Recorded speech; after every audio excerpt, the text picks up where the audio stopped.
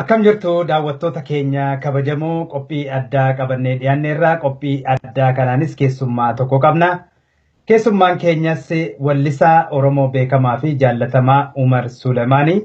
Egaa Umar Sulemaan waliin haala wayita ammaa haala inni keessa jiruu fi walumaa galatti immoo haala qabsoo Oromoo fi aartii Oromoo irratti waan hedduu waliin haasa'uuf deemna.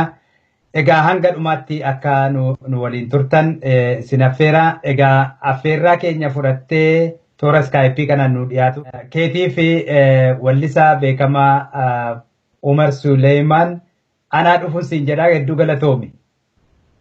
Ana isinin jedhaa galatooma isinilleen waa hundumaa dura galanni kan Rabbii guddaati.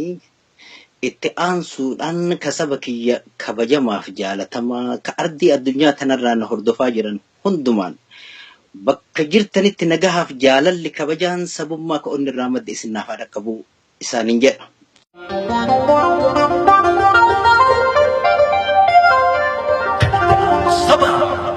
Saba kabajuu qaba kaayitti aanu saba kabajuu qaba saba keessaa dhalateetti dalagu daba dursee duufi qaba. Kaayitti aanu saba kabajuu qaba saba keessaa dhalateetti dalagu daba dursee duufi qaba. Aan falmataa keessan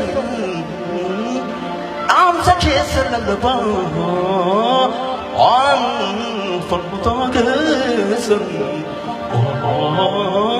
amsa keessa lallabaa.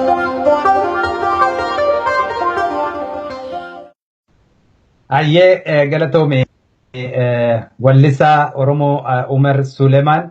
Egaa artist Umar Sulemaan akkuma beekamutti kanaan dura artist jennee si waamamaa turre amma immoo maqaa tokko dabalataan argatteetta sun jeneraalummaadha. Jeneraalummaan immoo nama mooraa waraanaa keessa jiru keessaaf ka kennamu. Ati immoo egaa haala kanaan maqaa jeneraalummaa kana gonfattee jirta. Maqaa kana akkamiin argattee eenyu sii kenne? Mee isarraa kaanu anillee sana boodan itti dabalee siyaama waan ta'eef Umar. Waan bareedaa gaaffii bareedaa dursa achi seenuuf artistoonni ija ummataati. Ija fagoo laaltee daftee waa hubattu kennaa uumamaatiin artiin tasabaati masakamuun qabdu lugaama namaatiin. Hojiin artistoota afaanii fi aadaa seenaa siyaasaa ummata isaanii barsiisu. Taliigaa jallatte dhugaa awwaalamte qottee boollaa baaftee sabatti garsiisu. Ummata dammaysu onnee hidhachiisu surrii hidhachiisu akka inni biyyaaf mirga ofii falmatu falmuuf falmachiisu. Artistoonni teenna waraanas hoogganas akkasumas loltee lolchiftootas anis isaan san keessa nama tokko. Yoo gama kennan hojiin kenna waan akkanaa kana ka ta'u taate gama ummataatitti yoo ka'ee deebinu taate wanti kun wal hidhataadha. Ejjetanii deemuun naman gootu. Ejjennoon murteessaa meeshaa diina kan kee yoomuu ittiin mootu. Ka ejjetee deemu ejjechuun wallaalu. Ejjennoon madaala sabni kee onnee isaa keessa ittiin si madaalu. Daawu itti sabni kee sammuu isaa keessa ittiin si ilaalu. Kun hojii teenna tanaan ummanni kenna.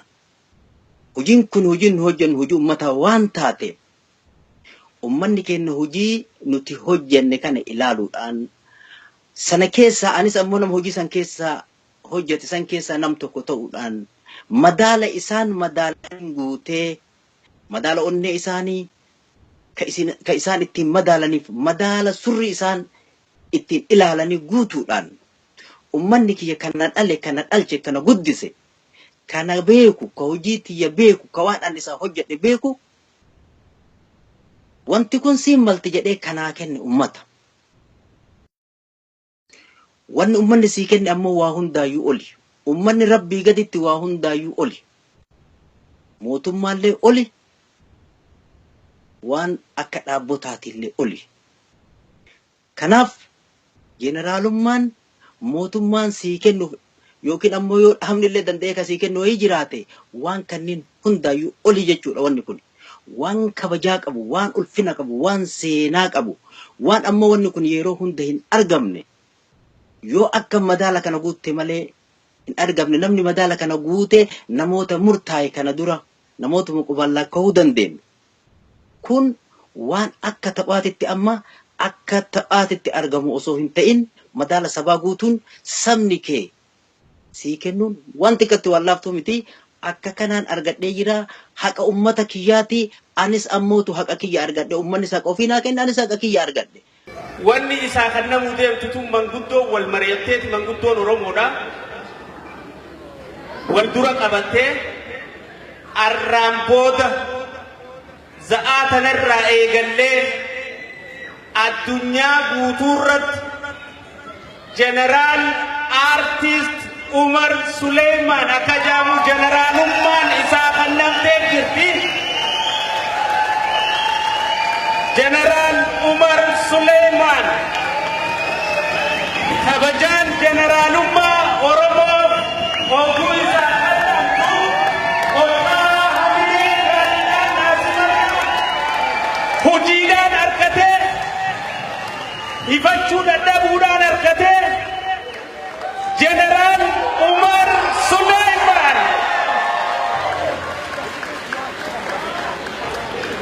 amma booda artist Umar Sulaiman jechuun yakka General artist Umar Sulaiman maqaa kabajaa hojiidhaaf isaa kenname itti xiqqaata malee itti guddatu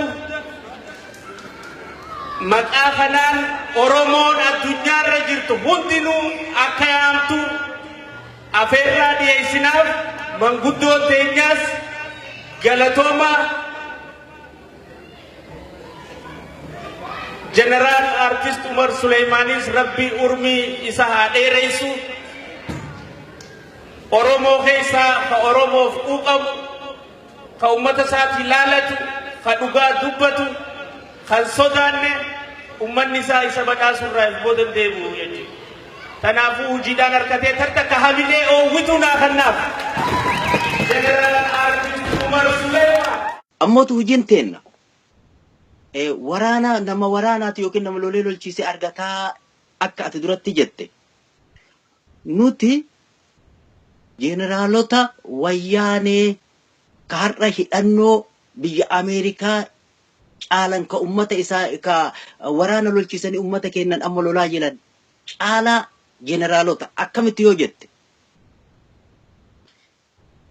ummata kenna ka hadda shimalaa fi dhagaa fi eboodhaan karaa cufee diina dura dhaabatu kana ka hidhachiise nuhi hidhannoo meeshaa osoo hin ta'in hidhannoo onneetiif hidhannoo surrii hidhachiifne jedhu ummata kenna. Hidhannoo surrii hidhachiisu jechuun hidhannoo meeshaati oli warroota hidhannoo meeshaa baranee hidhate kana ka dura dhaabate ummata kenna. Kanaaf wanti kun waan akka laafatti laalamu osoo hin ta'in hojiin artiillee hojii akka xiqqatti laalamu miti. Hojii akka xiqqatti shalagamuu miti.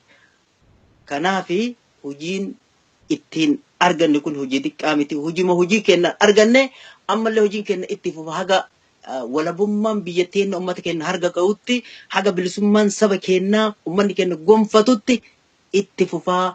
Kanaaf homa sirriitti jedha.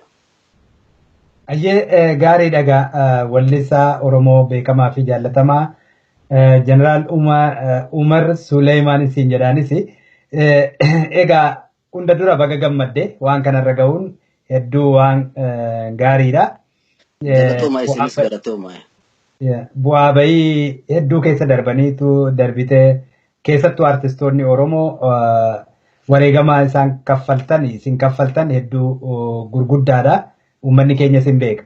Mee ati yeroo baay'ee hojiiwwan kee hojjettu hojuma qabsooti akkuma jirutti hojiiwwan qabsoo hojjette kanaan immoo gabaarra oolchitee faayidaa kanaan dura gaaffiif deebii goone keessatti an faayidaa irraa argatuuf miti. Haquma uummata kiyyaa kanaa fi qabsoodhuma kana fuulduratti furgaasuudhaaf kan hin gumaachaa turedha jetteetta. Isa kanaaf immoo fakkaata gara hawaasa Oromoo biyya Kaanaadaa, ardii Kaanaadaa irra jiraatan maqaa kanas si moggaasee gara sanatti imaltee ture. Mee akkuma waliigalaatti waa'ee sanarraa gabaabsii nu ibsi. Ani akkuma beekamu akkuma duratti tuqe ana duwwaa osoo hin ta'in artistoonni keenya uummata keenya dammaysuuf sochii guddaa godhaa turan. Anis ammootu namoota sanniin keessaa nama uummata kiyya dammaysaa ture keessaa tokko gaafa uummanni keenya wal fakkaatee hin dammaqin ummata keenyaan dammaqa tokko ta'a humnooma irree tokkoon harka wal qabadhaati diina keessan dura dhaabadhaa biyya mirga keessan diina harkaa baafadhaa jennetti himuun keenya beekamaadha. Ummanni keenya har'a biyya keessa afaan tokko ta'ee humna tokko ta'ee irree tokkoon akkuma nuti jenne sana osoo hin sharafin dangaa haga dangaatitti akka sabaatti dhaabatee wayita inni falmatu nuti warri kaleessa isaan kakaasaa turre. Ummata kakaafne diina afaan kennee duubatti deebinee rafuun qabnu teennee waan jedhuuf.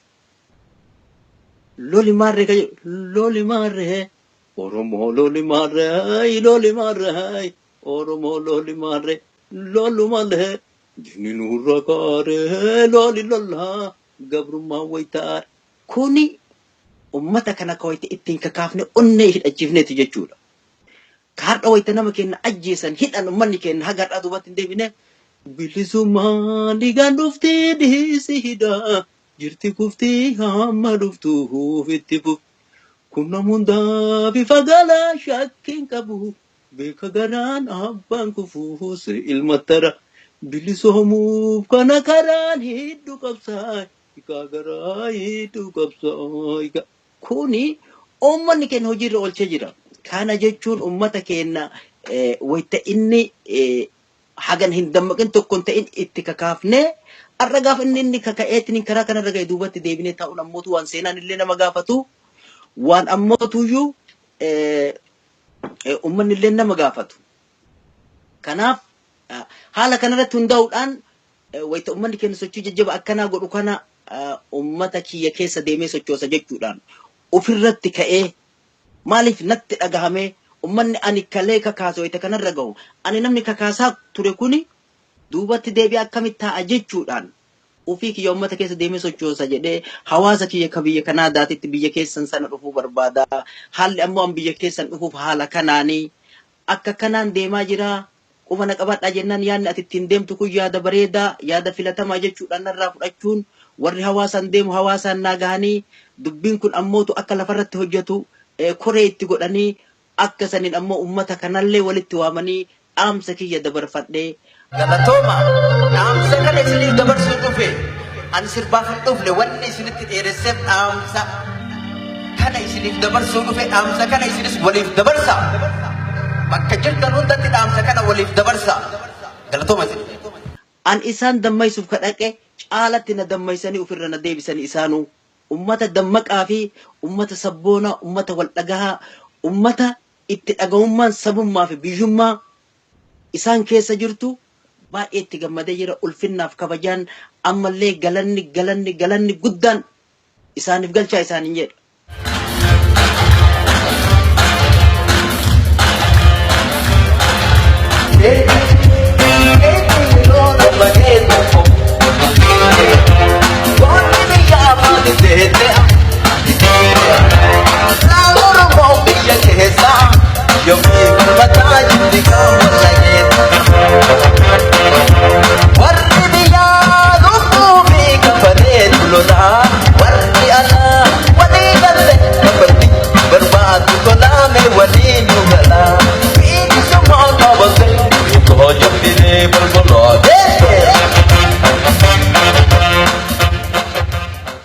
Hedduu gaariidha gaa. Mee akkuma waliigalaatti amma gara hojii keetti deebina isarraa qophii sana hanga tokko viidiyoo harkaa qabnu daawwattoonni keenyas akka daawwatan taasifnee jirra.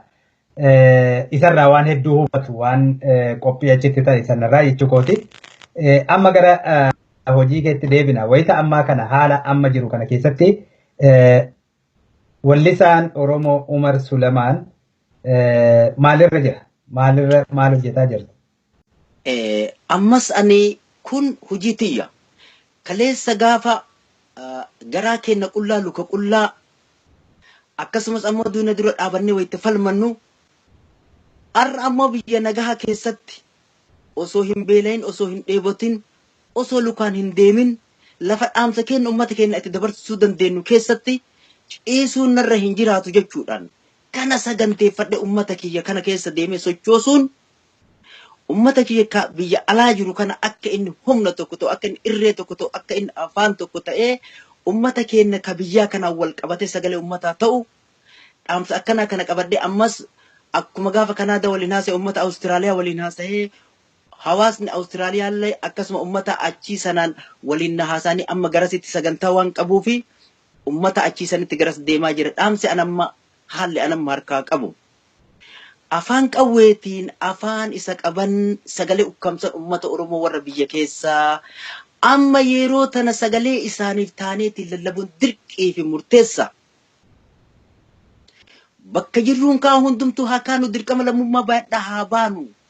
Ummata sagaleen isaa awwaalameef sagalee haa taanu jechuudhaan ummanni biyya alaa jirru kuni sagalee ummata keenya ta'u ukkamte ta biyya keenya san ta biyya keessa san taanee fi akka isaaniif lallabnu jechaadhaan ummata kana keessa socho'utti jira. Ammootu dhaamsa kana keessatti hawaasa kiyyaafis ummata kiyya ka biyya keessa jirulleen akka inni bakka jiru kanarraa of dura itti fufu akka inni hamileen isaa hin laafne hidhaa fi ajjechaa kanaaf jedhee kanallee waan hamilee isaa jajjabeessu jalatti hidhadhee qalbiin na dhagaha bakka dubbiin jirtu isinii odeessaa.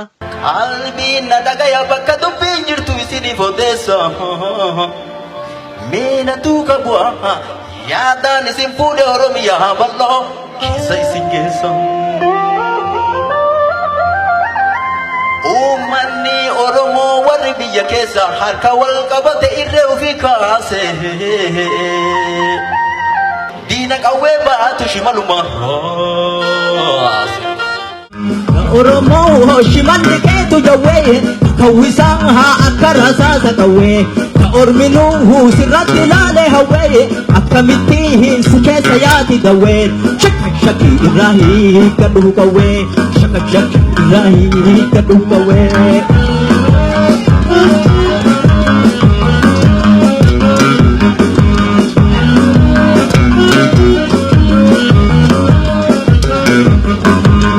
Oromoo shimalli keetu jawwee kawwisaan haa akka rasaasa qawwee ka orminuu sirratti ilaalee hawwee akkamittiin si keessa yaati qawwee shakki irraa hiikkadhu qawwee shakki irraa hiikkadhu qawwee.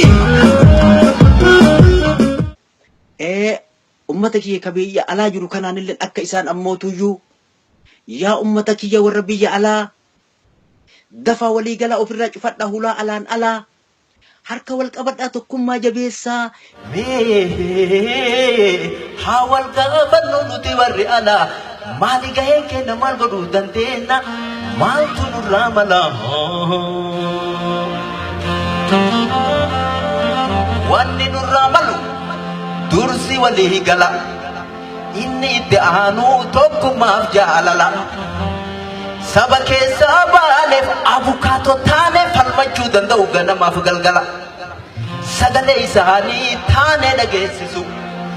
Biyya jirru keessatti ambaasaadara saba keenyaa taane. Afaanii fi aadaa seenaa saba keenyaa rakkina siyaasa biyyaa nu baaf sirriitti beeksisu. Erga tana goone taani tarkaanfanna. Akkamittiin dhiiga diinarraa baafanna.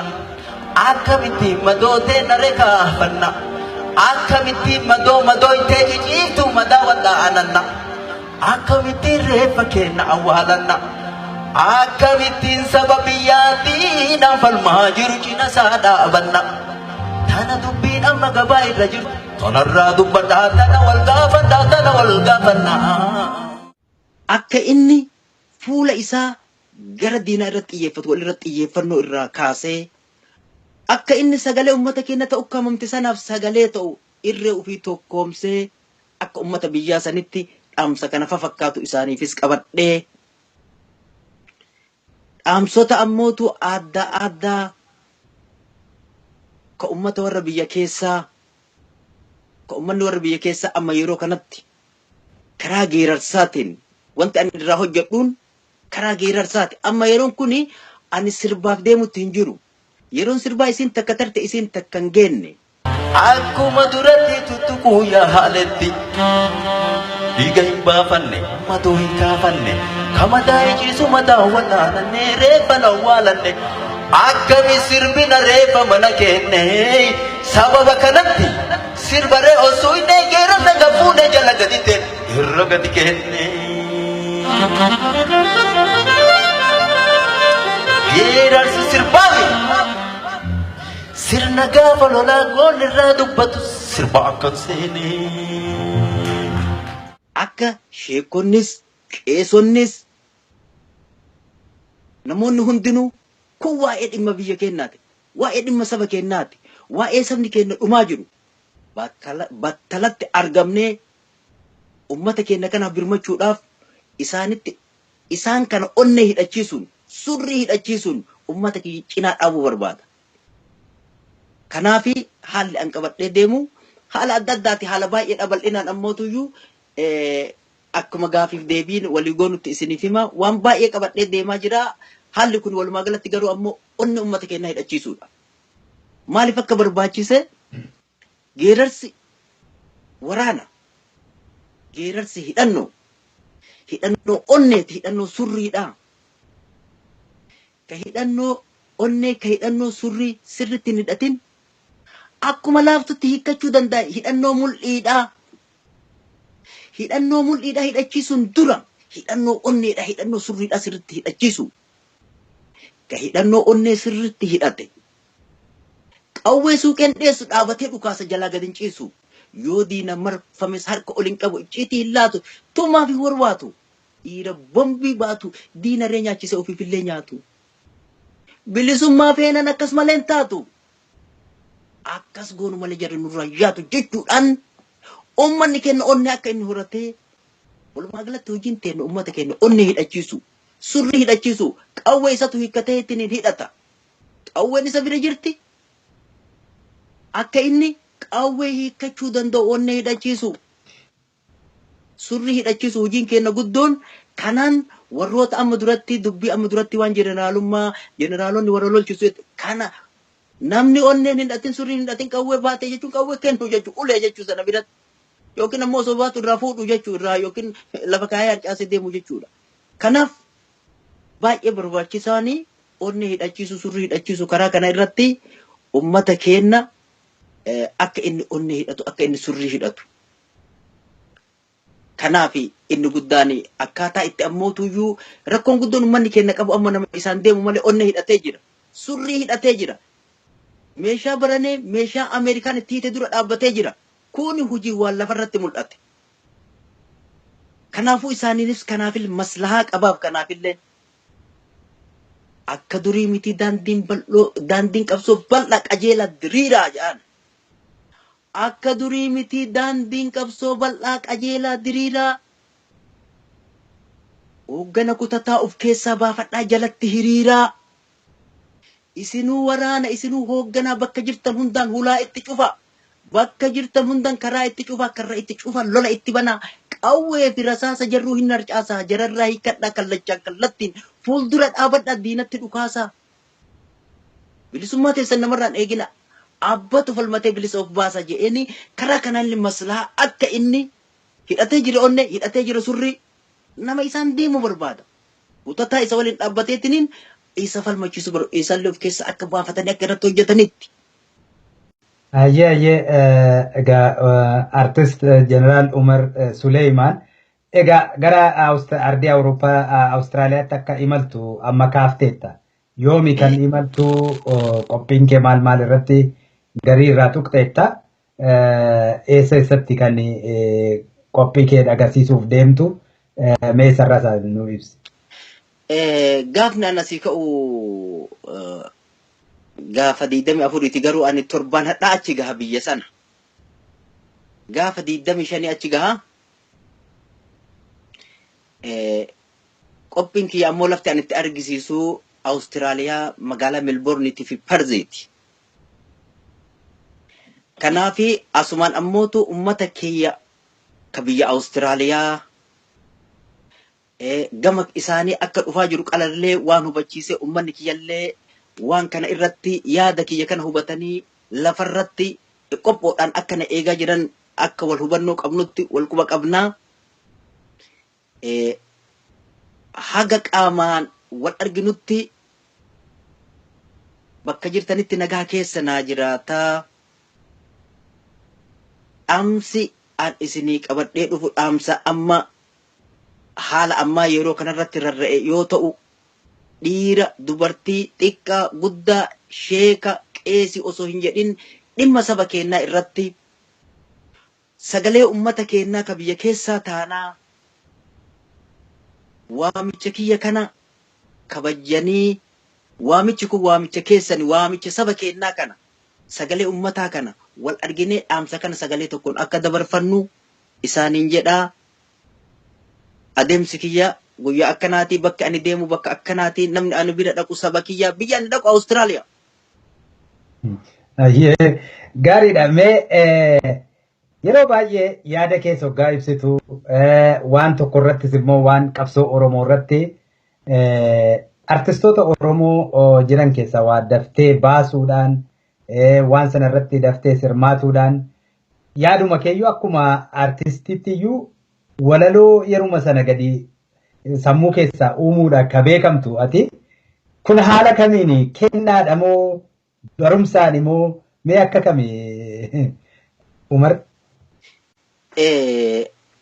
Ani akkuma beekamu waa'ee qabsoo kana keessatti dhaladhe malee hin dhageenye. Keessatti dhaladhe jechuun gaafa abbootiin teenna abbootii isaanii irraa dhaalanii itti dabarsan ani ibidduma deemu kana keessatti dhaladhe haalli an arge kun haaluma jiru kana akkanuma itti fufaa dhufe wanni kun akkuma waan nu waliin dhalatee waan ta'eefi rakkoon saba keenyaa kun nutti gadi dhagahama keessatti gadi fagoodhaan ammoo bara sanii fi barri ammaa kun garagara bara sani jihama murtaa'ee fi namootuma dammaqina qabantu falmii godha malee akka ammaa kana daangaa haga daangaa hin taane bara san keessatti haguma of beekee guddadheeyyuu wanni kun ana keessa jira wanni qabsoo wanni ammoo tartiiba waa'ee walalootiif yaadaloo kun waan aadaa irratti rarra'u aadaa jechuun erga gama wallisuutitti seene waan tartiiba walaloo kana barreessuun itti seenuun kiyya osoo ammoo kanatti hin seenin qabsoo biyya keenya keessa deemtu kana keessatti abbaan kiyyallee nama jeneraal Waaqoo fa'a waliin biyya san yeroo sana namoonni gugurdaan deemanii biyyaa fi falmii godhan keessaa turan tokko nutillee warra baqatee muka gaaraa jiru keessaa tokko namoota ho'isan argitanii nama kana mana irraa gubanii warra dakanaa kana lafarraa bubuqqisan saniin ummatoota biyya keenyaa kun walumaa gala ummata sana keessa nuti ummata sana yeroo sanitti. Kanaaf erga guddadheetiniin haalli suni ummanni keenya wal'aansoo godhaa turee wayita inni haala sanaan dadhabee biyyatti gadi deebi'ee jedheen booda gara artii ka dhufe malee daa'imummaa keessaa artiin na keessa jirti. Daa'imummaa keessaa waan aadaa taphachuun hin jira, waan aadaa sirbuun hin jira.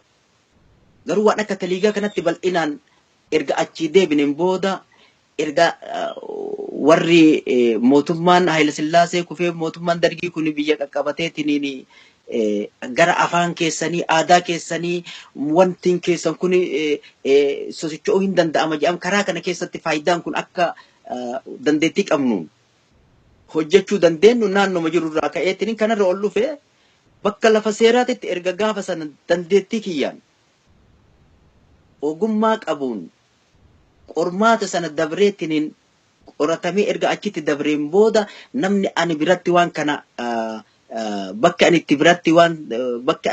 keessatti qaxarame kun bakka biyyattii san keessatti biyyoolessaaf guddaati. namoonni ani bira ture sunillee namoonni wajjisan itti gaafatamuu qaban sunillee namoota warroota waan aadaa waan afaanii waan seenaa waan walaloo barreessaa kanaani namoota warri biyya qabdu kanaaf barreessan keessa akka Kolonel Saaliiti akka Ayyalaa Maammooti warri kunniin tapha Xilahuunfaa warra barreessani warri sunniin ammoo warra waliin achi turre Kolonel Saaliin hooggana kiyya akkasumas Ayyalaa Maammoo ka jedhu kuni nama akkanaati namoonni kunniin Oromoo hundi isaanii namni biyyattii sana afaan Oromoo isan waan jabdu itti nayyamamneef malee afaan biyyattii sun qabdu namni oofaa ture isaani. Kanaaf dandeettii ogummaa walaloo barreessuuf yaadaloo barreessuuf akkaataa itti muuziqaa walitti tartiibessitee oofuu kana sirnaan bakka sana keessatti nama hubannoo gayaa qabu. Kanarratti ammootu waan hojjedhuuf ofirratti amantii ofirratti abdataadha bakka an ture suni nama ofirratti hojjetaa ture kanaaf waan hojjedhuufi waan godhu hundumaa waan keessatti uumaan qabu irratti barnootaan argadhe uumaan ammoo uumamaan qaba uumaan waan uumaadha wanni guddaan kan qabu uumama kan ammoo ka irratti dabalattee walitti dabalameeti malee uumaadha tu ayyee artist Jeneraal Umar Suleymaan egaa akkuma beekamu bara kana keessa isin warra jalqaba qabsoo Oromoo waggoota 25 darban kana keessa wareegama gurguddaatti kaffaltan keessa ati warra hangafa keessa jirta. Duukaa faana keessan dha'uudhaan keessattuu artistoonni amma hanga ammaatti wareegamatti kaffaluudhaan wallee warraaqsaa rakkoo Oromoo addunyaatti mul'isuudhaan sinduukaa bu'anii hojjetaa jiran hedduudha. Kan fagoo dhiifne kan bara kanaa yoo kaafne kan waggaa dabre kana keessa bara qabsoon Oromoo sadarkaa addaa seene kana akka inni gara fuulduraatti harkaanfatu injifannoon kun hundoo akka argamu ka godhani irra caalaan artistoota Oromooti. Qoodni artistoota Oromoo hedduudha. Yoo xiqqaate wallee waggaa kana keessa ba'an gara 200 oli ani akkan beekutti. Kanaafi wayita amma ammoo artistoonni kun hedduun isaanii yoo xiqqaatan 30, 50, 40 ka ta'an mana hidhaatti dararamaa jiranii mee isa kanarraa akkaataa dura kaffalamaa ture sanaan har'as immoo sadarkaa irra amma jiramu kanaan haalli itti deemaa jiru artistoota Oromoo wareegamatti kaffalaa jiran kana mee akkamitti ibsitaati? Kun waan baay'ee irraa dubbachuu dandeenyu wanti guddaan nuti ummata keenyaaf dabarsineeyyuu nuti yoo jiraachuu baanne baaruda ummata keenyaa haala kana bobeessu hedduu isaanii uumnee jirra. Ummanni kunniin gaafasan yookaan dhalatan yookaan ammoo ijoollee ganna 4, 5 ta'uu danda'u yookiin gariin isaanii hin dhalanne ta'uu danda'u. Ummanni suni sana keessa dhalatanii hadha sadarkaa kanarra gahuun sochii keenya kaadhaa akkana bobeessaa jiru kuni humna haarawa. Humni haaroonni kuni sochii akkanaa kanarraan gahuun qabsoon teenna duratti tarkaanfatte jechuudha. Ummanni keenya sadarkaa kanarraan gahuun qabsoon teenna bakka barbaaddu waan barbaadnu san irra hin gahin malee bakka barbaaddu san qarqararra geennee jirraa jechuudha. Ammoo kan hidhaman malee du'an malee tolli hin jiru. Kana godhuun isaanii ammootu bara keenya sanillee namni hedduu nurraa dhumate, namni hedduu nurraa dhumate, namni hedduu nurraa hidhame, namni hedduu baqatan akka carraa haa baanu malee nama silaa duraaf du'u keessaayyuu akka waan irraa dubbanneetiif namoo tokko ammas kana caalaa itti fufuu danda'a rakkoon kun. Teennus du'a. Osoo hin dubbatin teennus Oromummaanuu namni hidhamee du'uun isaa waan hin hafne. Osomaayyuu hin dubbatin Oromummaanuu miilana nama ajjeesisiif. Kanaaf amma wanni ka durii irraa fooyya'aan gaafa nuti dubbannu sana namoota murtaa'etu uf kenneetiin hin dubbata malee namni hundi dubbachuu hin danda'u. Namootuma ofirra murteessetu dubbatuu danda'a. Namnummaan nuti biraa dubbannu akka nuti yoo dubbanne nu ficcisiifta jechuudhaan rakkoo guddaa isaa waliin wal kokkee wal qabaa turre. Waltajjii irratti akka hin dubbanne ibsaa wal irratti buqqisaa turre maaliif haalli ittiin deemnu kun nun baasuu jechuu irraa kan ka'e. adda sadarkaa sanarra hin jiru daangaa haga daangaatti socho'aa jira. Ummanni Oromoo har'a yoo hidhames waliin hidhamaa jira. Yoo akka ala jirulleen waliin jira. Waluma qixa amma mana hidhaa keessa dhaqanillee akkuma nama ummanni mana hidhaa akkuma ummata ala jirutti achi keessa jira jechuudha. Miidhama isaatti tumatu garagara malee. Bara sana nama murtaa'etu dubbachuu danda'a. Namoota amma dubbatan kana, namoota falmatan kana uumuun bara san keessatti baay'ee ulfaataadha. Har'a ammootuyyuu hojiin akka kanaa ulfaataa miti. Garuu du'iitiin hidhamuun baay'eedha. Ammayyuu itti fufa garuu. Kanaaf qabsoon teenna duubatti deebi'uu hin qabdu. Ummanni keenya ammoo artistoonni teenna. Hojiin isaan irra jiran hojii boonsaa fi hojii jajjaba ta'uu hojii amma lafarratti mul'ate kanarraayi. Hojiin an amma jedhu kun ana duwwaatu dammaisee kana godhe osoo hin ta'in artistoota keenya. Ummata keenyatu dammaqe, ummata keenyatu dhagahe, ummata keenyatu bilisummaa barbaade, ummata keenyatu walabummaa barbaade. Nuti itti himne malee kalola ta'e isaani. Kanaaf sochiin isaan godhan sochii xiqqaa miti. Sochii mootummaan tokko godhu ol dura dhaabatanii raasanii jiranii. Kanaaf hojiin artistootaa hojii mootummaatii olii. Hojii sabaati, qabeenya sabaati ammoo jarri. Meeshaa mootummaatii miti, meeshaa dhaabaatii miti, meeshaa dhuunfaatii miti.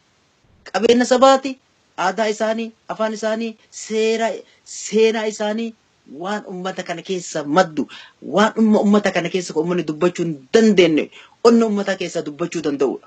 Yoo itti fayyadaman qabeenya ummataati. Yoo itti fayyadamuu dadhaban ammootu meeshaa namootaa ta'uu danda'u. Meeshaa namoota ispiikarii ta'uu danda'u. Ispiikarii namni keessa dubbatu ta'uu danda'u. Garuu ammoo yoo ummataaf fayyadaman ummata san fayyadan meeshaa ummataa ta'uu danda'u. Meeshaa guddaa qabeenya onne ummataa surri ummataa ta'uu danda'u. Kanaaf artistoonni keenya kana hojjetanii jiran ka ammootu har'a hojii tana waan kana irratti ammaaf kadiin harka jiranis ka ammoo biyya keessa jiranis kun haala qabsooti. Haala qabsoo kana keessatti keessa akka tarru ammootuyyuu beekamaadha. Ammoo bakka kana ga'uuf ammoo qabsaa'ota hedduutu dhumatan. Warroonni kutannoo qaban, warri akkuma kana warri hoogganoota, warri ammoo miseensotaa dabballoonnis, hawaasni keenya uummanni qulqulluunis haga har'aa ka dhumate kuni Oromummaa ofiitiif dhumate. Sabummaa ofiitiif dhumate. Biyya ofiitiif dhumate. Oromoon ammoo miilan akka biyyaatitti, akka sabaatitti, akka biyya ofii nama barbaadatuutitti lole. Ammoo dhaamsi guddaan ani qabu waan inni irratti du'e kun akka karaa irraa hin mayne. Maaliif yoo jettani ummanni biyya jiru akka Oromootitti akka saba Oromootitti ka'ee falmate. Namni tokko isa waliin ka'ee hin falmanne haga ji'a sagalii. Wanni inni jedhee falmate Oromiyaan biyya tiyya, ummanni Oromoo bilisa barbaanna, Oromiyaa walaboomtu barbaannaa jedhe. Ummanni qabeenyi ummataa guddaan lafa irraa fudhannan maaltu harkaa hafa? Lafa irraa fudhatte jarri. Kanaaf ummanni ka'e haga dhumaatitti lafarraa. Wayita ummanni keenya daangaa dhumaa jiru. Ka daangaa Muuyyalee, ka daangaa Baalee jiru, Harar jiru, Wallaggaa jiru, Burraayyuun teenna, Sabbataan teenna, Sulultaan teenna jedha achi iyyuu jarri sun hin dhageette malee biyya sana dhufteen argine. Ani biyya sana ija kiyyaan arge, ufii kiyya ammootu achi ture, biyya hadha, diinni ummata jiraa irraa kaasee, lafa akaakileen abaabileen isaanii itti awwaalamte doozariidhaan yaasee, warra amma lafa qoodaniif kanatti kennee, warra biyya alaa kanatti kennee irratti ijaaramu kuni jiraa isaa irraa ari'eetiniini lafee akaakilee teenna, lafee abaabilee teenna boolla keessa baaseeti. Ummanni lafeen achii baatu suni lafee akaakilee tiyyaati anaaf. Lafee abaabilee tiyyaati. Ummanni waan kanayyuu hin beekne achii ka'ee iyya. Ani ka ijaan argee beeku, ka dammaqee ummata kiyya dammaqsu. Lafeen isaan boollaa yaasaniitiin irratti investii godhan suni lafee akaakilee tiyyaati. Lafee akaakilee teennaati. Lafee abaabilee teennaati.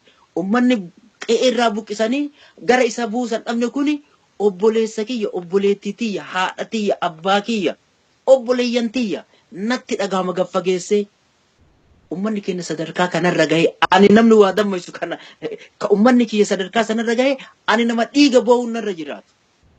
ummanni kiyya daangaadhaa agas falmatu ani namni beeku lafa sana beeku namni keessa deemee beeku namni ammootu nama dammaysu duubatti deebi'ee hadha rafuun irra jiraata. Ummanni biyya daangaa sanii lafa sana lafa ofii jedheetiin akka sabaatitti lolaa jira. Namni biraa maa ka'ee waliin hin lolin. Wanti inni irratti du'u kun karaa irraa maquun qabdudha dubbiin tiyya ijoon itti deemee jira. Yaa ummata kiyyaa lafarraa duguugan saba keenya biyyaa. Yaa ummata kiyyaa lafarraa duguugan saba keenya biyyaa. Teenne hin ilaallu bakka jirtan hundaan ka'a waliif iyya jedha daansi kiyyoo.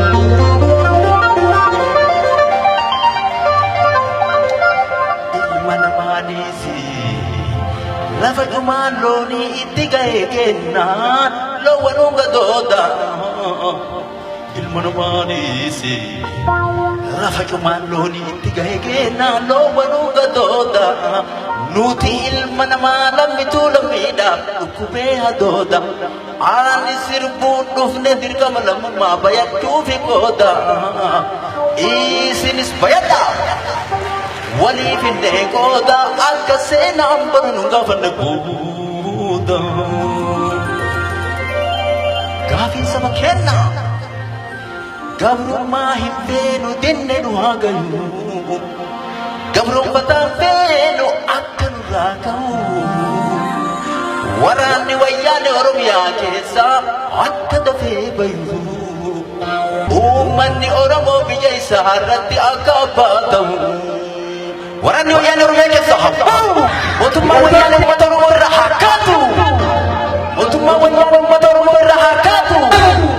Inni karaa biraa akka tokkotti ati akka artistii Oromootti egaa inni guddaan qabsoon humna barbaada walta'iinsa barbaada yeroo dheeraas ka fudhate waan wasa kanarraani hanga walta'iinsi hin dhufnetti amma tokkummaan hin dhufnetti humni hin dhufu akka artistii tokkotti. Waan tokkummaa irratti yaada itti dabarsitu maali? Waan gaariidha waan kana irratti bagana yaadachiifte. Kana dura haasawaa ture ammallee ammoo dhaamsa qabayyu kanaaf. Furtuun bilisummaa beeytanii tokkummaa tokko tokkoon fiiguun nun geenne eessumaa nun geessus eessumaa. Ka jedhu ganna kudha hedduu dura dubbataa turuun kiyya ni yaadatama. Wanti hanga har'aa socho'uu dadhabneef yoo baay'inaan qabna walii galtee dhabne lafa moo lafeetti maalirra wal dhabnaa nu lafee takkatti lafas waliin qabnaa.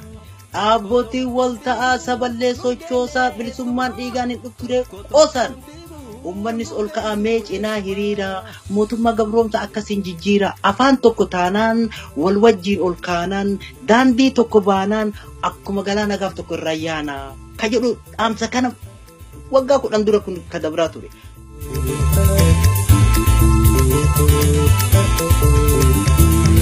Tumbili summa beitani tokuma tumbili summa beitani tokuma tokko tokkoon fiigu nungene etuma tokko tokkoon fiigu nungeisu esuma.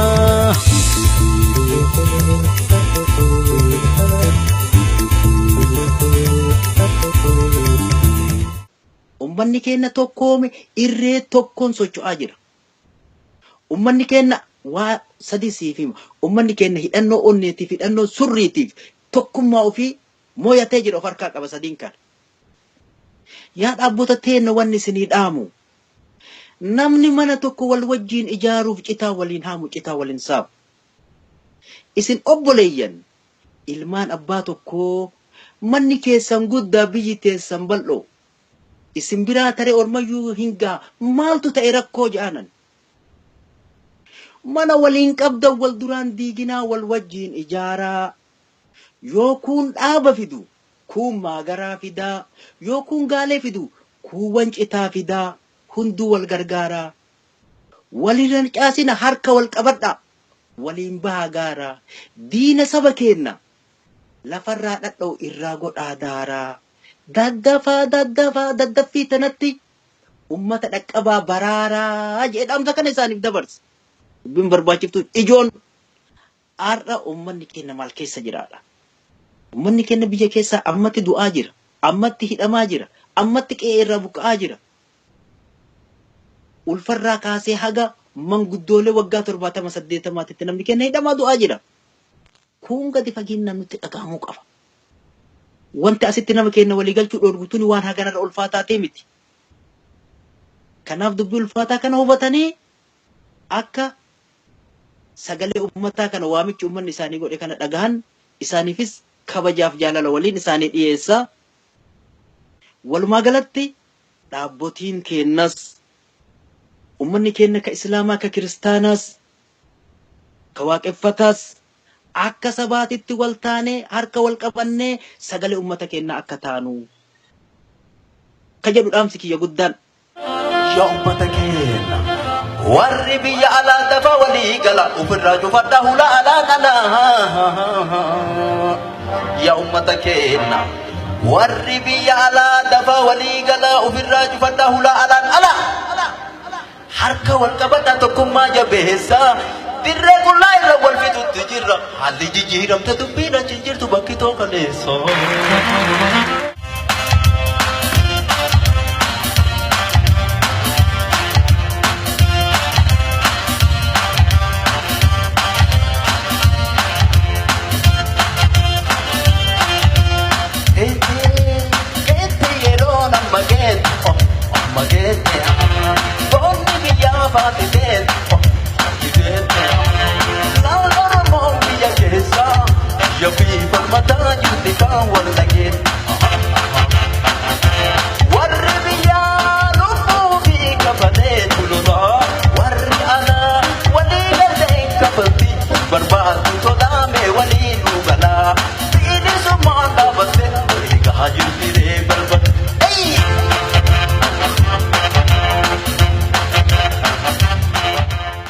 Ayyee artist jeneraal Umar Suleiman egaa ani gaaffii kiyya gama kiyyaan xumureera dhumarratti dhaamsan qaba ka jettu jiraate irra deebi'een carraasii kenna kanaan xumurra gaaffii deebii keenya. Dhaamsi ani qabu walumaa galatti yaada kiyya ibsee jira.